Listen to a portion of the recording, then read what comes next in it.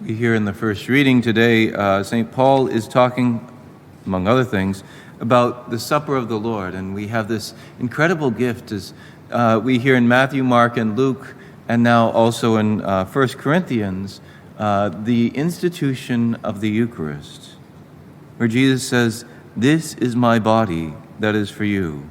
Do this in remembrance of me."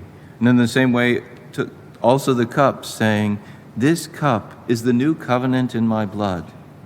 Do this as often as you drink it in remembrance of me." Now, for whatever reason, the lectionary skips over the next section.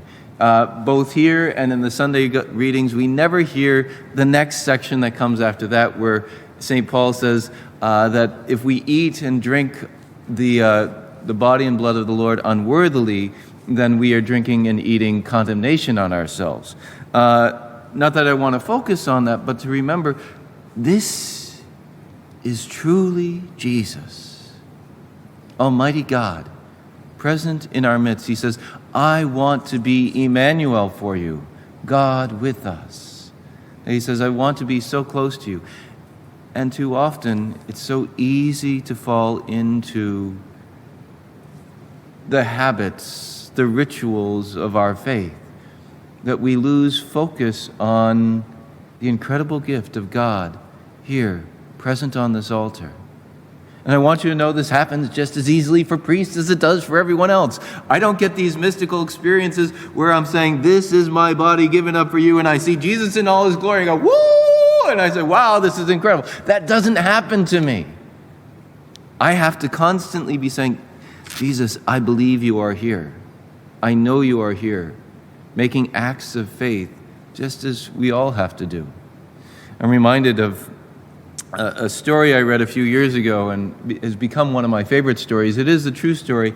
There was a new priest coming into a parish. I don't know anything about that.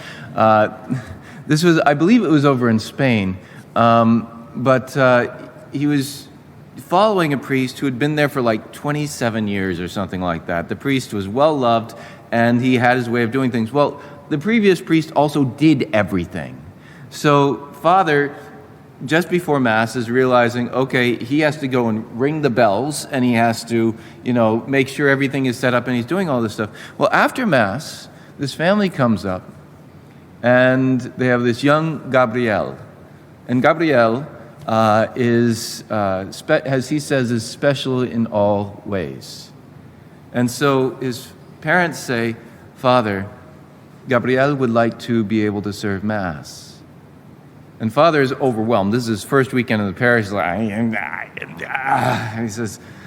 he says, "Okay, well, I'm going to push it off to the child." And he says, "Do you want to serve Mass?" The only answer he got was Gabriel coming up and giving him a big hug around the waist.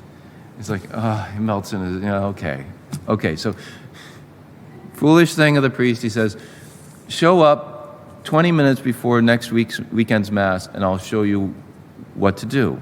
Well, Gabriel showed up, but what happened was Father was busy ringing the bells and setting up, and he didn't have any time to tell Gabriel how to serve Mass. So he says, "Just do what I do." You know what's wrong with that.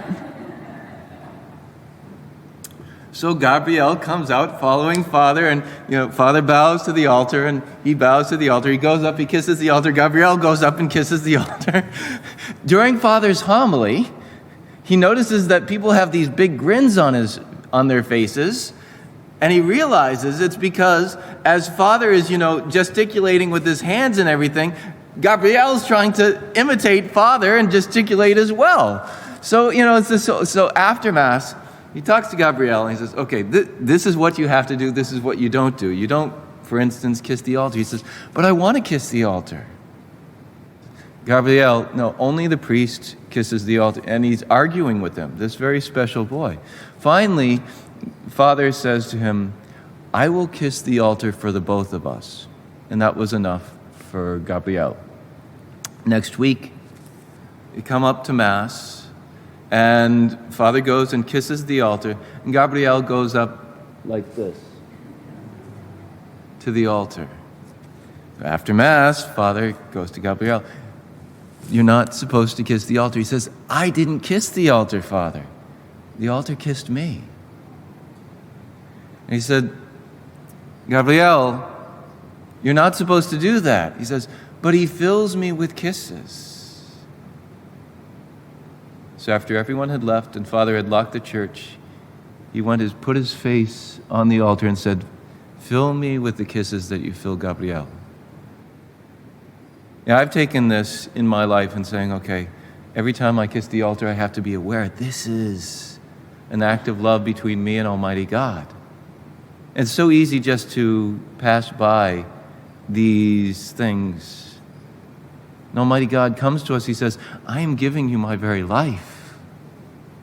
We're called not just to pass by the incredible gifts that God is giving us, especially in the Word, speaking to us, in the Eucharist, giving us his very body and blood, being Emmanuel to us.